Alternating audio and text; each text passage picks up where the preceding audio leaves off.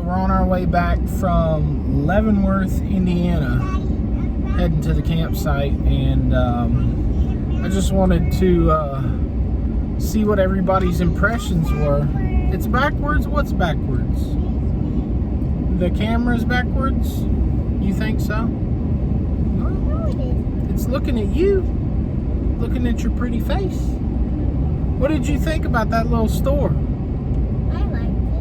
You liked it? What did you like about it? That it had my favorite drink. It had your favorite drink. What's your favorite drink? The orange. Orange? Yeah.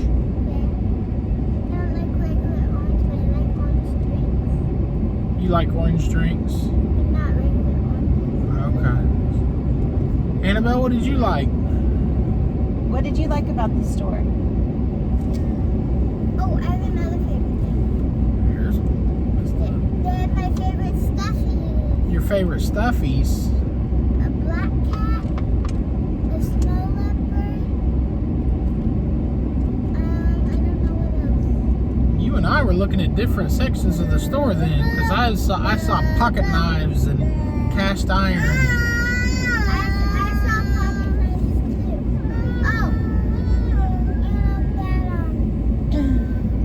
that thing where they made coins. Thing where they made coin. Did they have one of those penny machines? Buttons. Oh yeah, buttons. So that was really cool, and I got a picture of that. There used to be a button factory in Leavenworth, and they had shells from the river that they had taken, and the shells that are in the store, you can buy one. They've got holes in them from where they press the buttons out of the shells.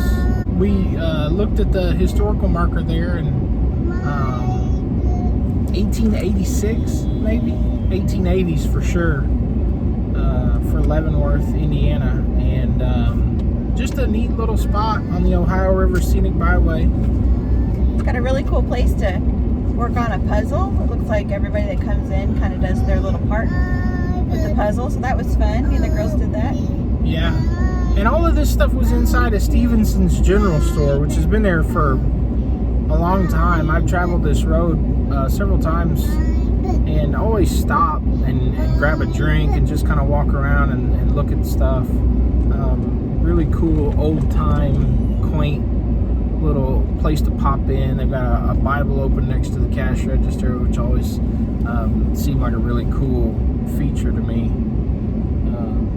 Toys, all the old general store type of things is really neat. But then also practical stuff too, because back in the grocery part, it had dog food and bird food and dog toys and RV supplies, hardware in the basement. milk. Yeah. Yeah. I wanted to say something. Uh-huh. And the place where we're camping at is the best hiking trail. Has the best hiking trails? Yes, it does. That was pretty cool. What did we do yesterday? Hike. Speaking of hiking trails.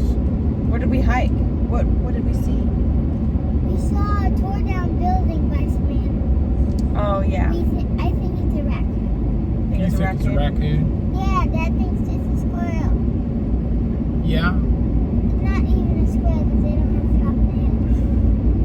but they've got sharp teeth. Oh, yeah. And they chew through acorns and nuts. So there was a wildlife lookout about halfway through the trail. That was really neat. You could push buttons and crank this, I don't know what you call it. It's a wheel.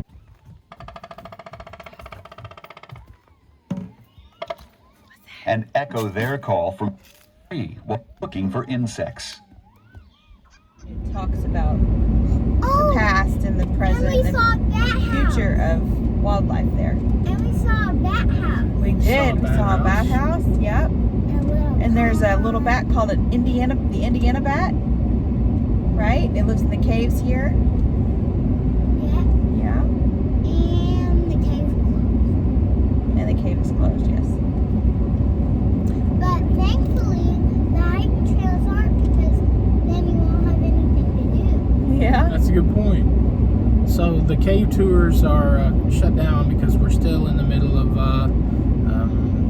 ramping back up from COVID-19 lockdowns, but the hiking trails are open, and we've been able to enjoy several of the different outdoor aspects of Urbana Woods.